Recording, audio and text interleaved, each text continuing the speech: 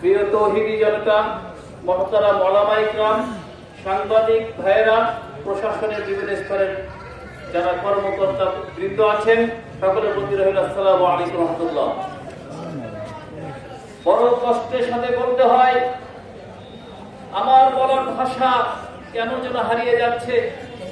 সারা পৃথিবীতে 200-র উপরে দেশে যেই তাবলীগ জামাতকে মানুষ শান্তির প্রতীক হিসেবে চিনেছিল, যেই তাবলীগকে মানুষ বিশ্ব বিবেক হিসেবে চিনেছিল, যেই তাবলীগকে মানুষ মানুষের উপকারী হিসেবে ভেবেছিল, বিগত কয়েক বছর যাবৎ 2018 সনের এবং 2024 সনের দুইটি ঘটনা দ্বারা স্পষ্ট প্রমাণিত হয়েছে এই যে একটা গ্রুপ, এটা তাবলীগ নামের কোন পরিচয় দেওয়ার কোন সুযোগ নাই।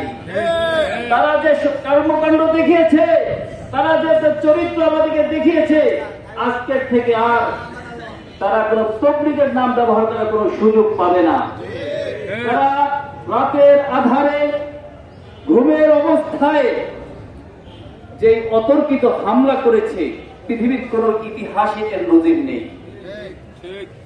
তারা ছোট ছোট কিশোর, বালক, নাবালক ছেলেদেরকে, হেফজখানা ছাত্রদের পর্যন্ত আহত করেছে এবং শীতের রাত্রে 2018 সনে সেই টঙ্গীর সেই তুরাগ নদীর নোংরা পানিকে সাথে তারা বাধ্য করেছিল।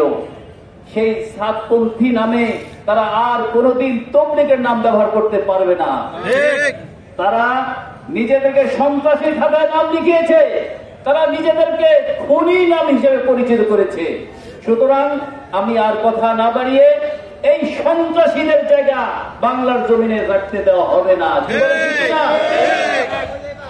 যারা সন্ত্রাসী, যারা তাবলীগের নাম দিয়ে সন্ত্রাস করে, তারা কোন মসজিদের জায়গা পেতে পারে?